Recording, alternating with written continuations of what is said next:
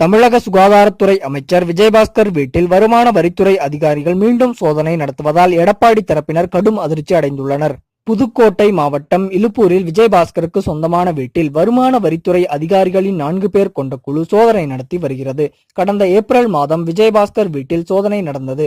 அப்போது பல்வேறு முக்கிய ஆவணங்களை அதிகாரிகள் கைப்பற்றினர். அதில் சென்னை ஆர்கே நகர் இடைத்தேர்தலில் ரூபாய் 89 கோடி பணப்பட்டுவாடா செய்ததற்கான ஆவணங்கள் கைப்பற்றப்பட்டன. அதன் அடிப்படையில் இடைத்தேர்தலை தேர்தல் ஆணையம் ரத்து செய்து அறிவித்தது. அதனைத் தொடர்ந்து வருமான வரித்துறை அலுவலகத்தில் நேரில் ஆஜராகி விளக்கமளித்தார் விஜயபாஸ்கர். இந்நிலையில் மீண்டும் வருமான வரித்துறை அதிகாரிகள் சோதனை நடத்தி இருப்பது அமைச்சர் விஜயபாஸ்கரையும் அவரது ஆதரவாளர்களையும் அதிர்ச்சியடைய வைத்துள்ளது. இது போன்ற செய்திகளை உடனுக்குடன் அறிய டாப் நியூஸ் சேனலை சப்ஸ்கிரைப் செய்யுங்கள். நன்றி, வணக்கம்.